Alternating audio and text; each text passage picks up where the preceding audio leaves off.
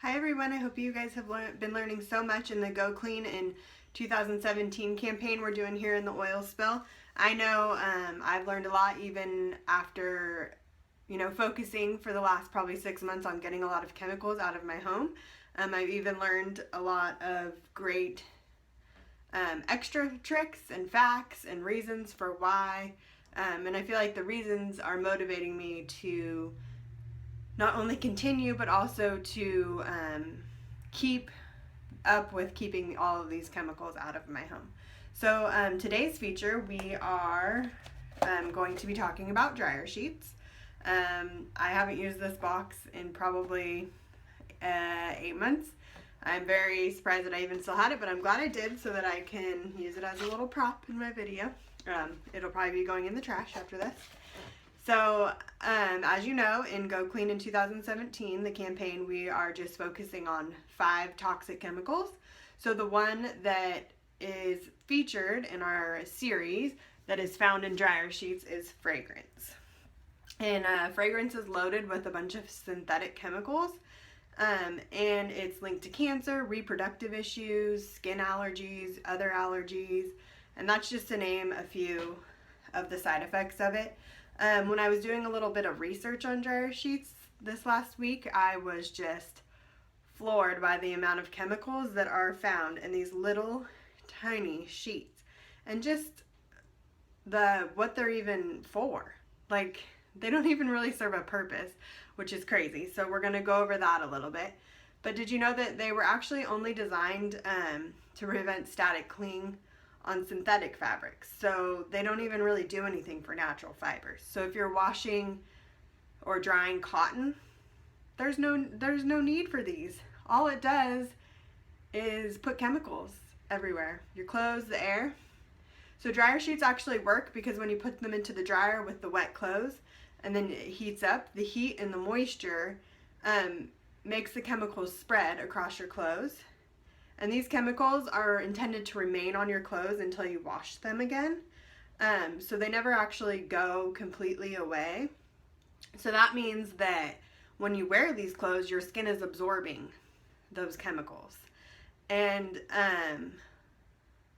you're also breathing them in when you smell that fresh, clean smell. Which is crazy to me because people think, we all know our skin is our biggest organ and we soak up everything that we put onto our skin. But I feel like a lot of people don't really think about the fact that when you put your clothes onto your skin, it's also soaking up those chemicals as well. So it's not just beauty products, it's also what your clothes are washed in and your towels and all of that. So that's a good thing to think of. And not to mention also for the breathing part, so when you are using these dryer sheets and your dryer's on and you go outside and you can smell the dryer sheet smell in the neighborhood, you can always tell who's doing laundry. Those chemicals are actually getting into the air and they are harming our environment as well. So now that we know that we shouldn't use dryer sheets, we are going to talk about what we do use. One thing that I use is these wool dryer balls. I got these on Amazon. It was $14.99 maybe for 6 of them.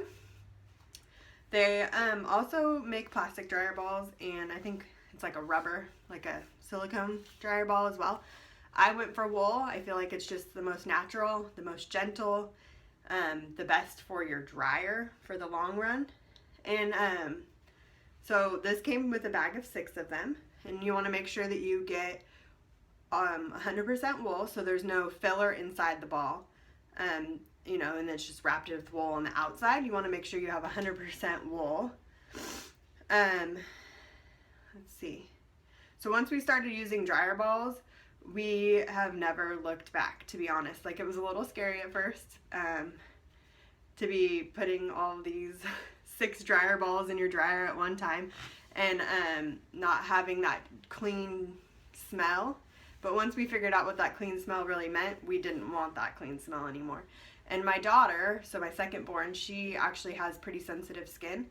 And so since we have switched to dryer balls, we've noticed a huge difference in her skin, because if you think about it, those chemicals were sitting on her skin all day while she was sleeping in her pajamas, while she's awake in her clothes.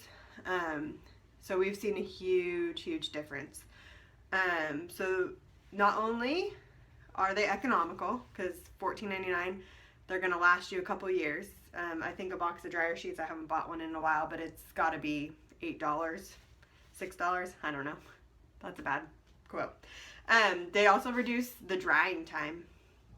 So because of the way that they bounce and then they actually separate the clothes as they're bouncing, they reduce the amount of time it takes to dry your clothes. So this is an awesome statistic for those moms out there that do loads of laundry. And also it lowers your utility bill as well, or your gas or electric bill, because you're using your dryer less.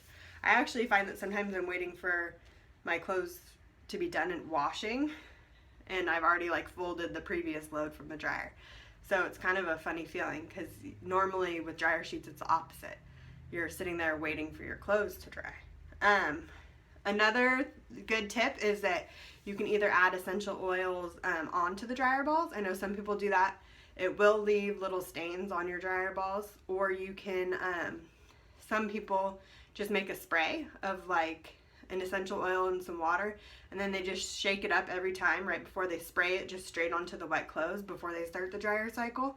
You want to make sure you shake it every time, just so that you are mixing the oils and the water together, because they will separate. A good oil to do for that is Purification, because it's just an odor neutralizer, so it will help with that, because no matter what essential oil you use, they're not going to have that fragrant chemical smell like a dryer sheet will give you. I personally just add vinegar and a couple drops of Purification to my softener compartment of my washer, and then I don't do anything in the dryer, but it's totally up to you. Also, I found an interesting tip for people who, when they use dryer balls, they still get some static cling, and they said to clip a safety pin onto each ball. Make sure it's clipped so it doesn't snag your clothes, but that should help with the static of using dryer balls. So I'm going to put a link to where I got my dryer balls. It's just kind of crazy the amount of options there are. Just make sure that you're getting something that's natural, 100%, and then also not, all the way through it's the wool dryer ball and not filled with some kind of rubber that's wrapped in wool. And I'm also going to post a link for the DIY and how to make your own dryer balls. Those of you who know me personally know I am a DIY queen, and I also like to crochet, so I have a lot of yarn, and I actually thought about making my own dryer balls, but then just after seeing the cost of buying them on Amazon and just really thinking about it, I thought it would be more economical, more beneficial, and for my time to buy them, because I'm not quite sure that I'm going to be able to get, I'm pulling one out, sorry.